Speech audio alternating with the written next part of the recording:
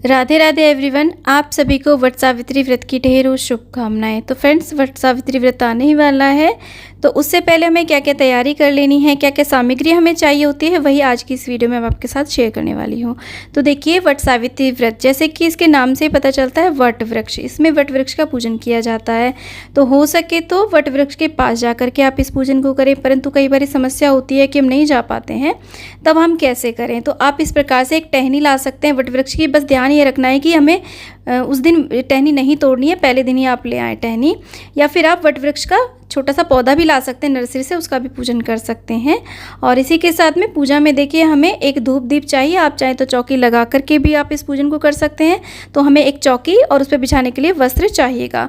उसके बाद में अक्षत, रोली, हल्दी, कुमकुम और चंदन का ये इस तरीके का चौकटा ले लेंगे। ऐपन हमें इस पूजन में अवश्य रूप से बनाना होता है। ये या तो चावल का आप आटा ले लें या फिर गेहूँ का आटा, उसके अंदर हल्दी और पानी मिला करके आप ऐपन इस तरीके से बना लें, या फिर हल्दी का घोल भी आप ले सकते हैं। जनेऊ ले सकते हैं आप, 2 से 3 जनेऊ ले लें।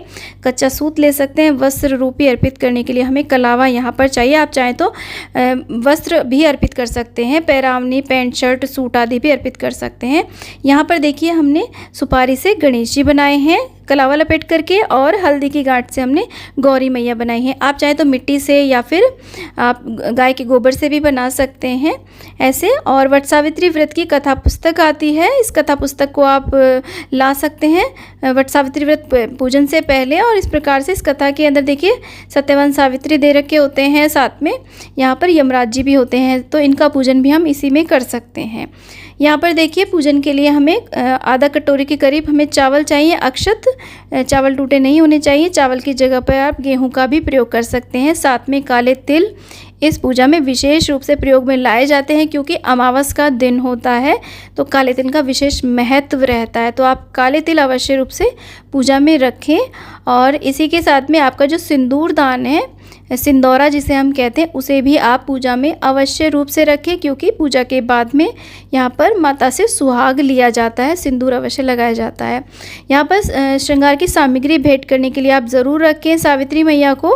तो आप 16 श्रृंगार की सामग्री ले सकते हैं, या फिर मुख्य चीज़ें जो होती हैं श्रृंगार की सामग्री में, चूड़ी, बिंदी, मेहंदी और सिंदूर, ये जो चीज़ें होती हैं मुख्य 5 या 7 चीज़ें भी आप ले सकते हैं। पूजा में आप फूलों का प्रयोग अवश्य रूप से करें, जो भी फूल आपको मिल जाते हैं। नहीं मिलते हैं तो बिना फूल के भी आप पूजन कर सकते हैं, अगर मिल जाते हैं तो बहुत ही शुभ रहता है। उसी के साथ में कलश की स्थापना इसमें की जाती है। तो आप एक मिट्टी का कलश ले सकते हैं, या फिर धातु का भी कलश ले सकते हैं। कलश यदि आप छोड़ के आ रहे हैं तो मिट्टी का ले लें, कंठ में मौली बांध लें, इस पर स्वास्तिक आप बना सकते हैं। कलश के अंदर डालने के लिए हम यहाँ पर देखिए, यहाँ पर हल्दी की गांठ, सुपारी और एक सिक्का लेंगे हम, और अक्षत, चावल और थोड़े से फूल कलश में डालने के लिए। जल भी हम ले लेंगे कलश के अंदर भरने के लिए। इस जल को हो सके तो आप घर से लेकर के जाएं, नहीं तो आप मंदिर से भी जल ले सकते हैं। पूजा के लिए हमें 1 लोटा जल और आवश्यक होता है। साथ में कलश में लगाने के लिए आप ऐसे आम के या अशोक के पत्ते ले सकते हैं, नहीं तो वट वृक्ष के पत्तों से भी आप कलश की स्थापना कर सकते हैं। कलश की स्थापना यदि आप नहीं करना चाहते हैं तो इसको आप स्किप कर सकते हैं, इस पूरे पार्ट को। उसी के साथ में कपूर हमें चाहिए आरती करने के लिए, या फिर छोटी सी अग्यारी हमें इस दिन अवश्य रूप से करनी चाहिए। तो आप एक छोटा सा दिया ले सकते हैं। और यहाँ पर देखिए सामग्री आप ले लें, और जो गोला होता है उसको छोटे छोटे पीसेस में आप कर लें, से बहुत अच्छी अग्यारी हो जाती है बिना गाय के उपले के। आप चाहें तो गाय का उपले का भी प्रयोग कर सकते हैं। साथ में एक नारियल की भेंट हमें अवश्य रूप से देनी होती है। तो यहाँ पर पानी वाला जटा वाला नारियल, उसके इस तरीके से कलावा आप लपेट लें, आप चुनरी भी लपेट सकते हैं।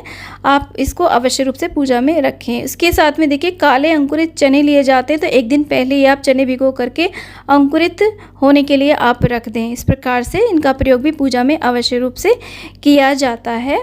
और इसी के साथ में देखिए यहाँ पर भोग में आप कोई भी आप देखिए मिठाई ले सकते हैं, या फिर पूड़ी पकवान आप ले सकते हैं। अमावस का दिन होता है, आप खीर भी बना सकते हैं, या फिर मीठे पूड़े बना सकते हैं, गुलगुले, या फिर मीठे बरगदे और पूड़ियाँ। हमारे यहाँ पर 8 पूड़ी बनती हैं, आप 12 या जितनी भी बनती हैं उतनी बना सकते हैं। साथ में ऋतुफल अवश्य रूप से रखें, जो भी ऋतु में फल आ रहे होते हैं, आप तरबूज, खरबूज, आम, ककड़ी, और यहाँ पर खीरा भी ले सकते हैं, सेब, केला, जो भी मिल जाए ऋतुफल आप अवश्य रूप से रखें पूजा में।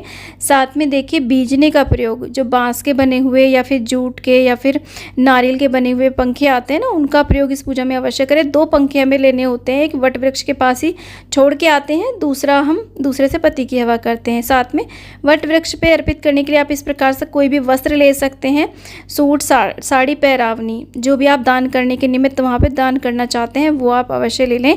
इसके अलावा देखिए यहाँ पर आप अपनी शादी की चुनरी अवश्य रूप से ओढ़ें। इस पूजा में पूरे 16 श्रृंगार करके ही हमें ये पूजन करना होता है। तो पहले दिन आप मेहंदी लगा लें इस प्रकार से। और यहाँ पर आप चाहें तो देखिए अपने लिए भी श्रृंगार की सामग्री पूजा में अलग से रख सकते हैं, ये दान करने वाली सामग्री है। आप चाहें तो अपने पति के लिए भी कुछ भी आप गिफ्ट में रख सकते हैं इस पूजा में, बाद में आप उन्हें गिफ्ट दे सकते हैं। पैंट शर्ट का कपड़ा ले सकते हैं या फिर टी शर्ट आदि, कुछ भी जो भी चाहें आप अपने पति के लिए भी यहाँ पर कुछ ना कुछ अवश्य रूप से निकालें।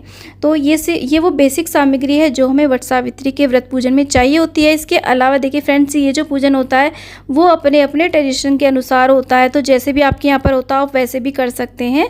तो हमारे क्षेत्र में इसी प्रकार से इसी सामग्री का प्रयोग किया जाता है। तो आप इस प्रकार से सामग्री की व्यवस्था इस व्रत पूजन से पहले ही कर लेंगे तो आपको बहुत ही ज़्यादा आसानी रहेगी। वट सावित्री का पूजन कैसे किया जाता है इसका वीडियो ऑलरेडी चैनल पे आ चुका है, आप उसे अवश्य देखें। उम्मीद करती हूँ कि ये वीडियो आपके लिए बहुत ही यूज़फुल रहेगा। वीडियो थोड़ा भी यूज़फुल लगा है तो प्लीज़ वीडियो को लाइक, शेयर, चैनल को ज़रूर सब्सक्राइब करें और कमेंट बॉक्स में वट सावित्री में यह कीजिए आप अवश्य लिखें।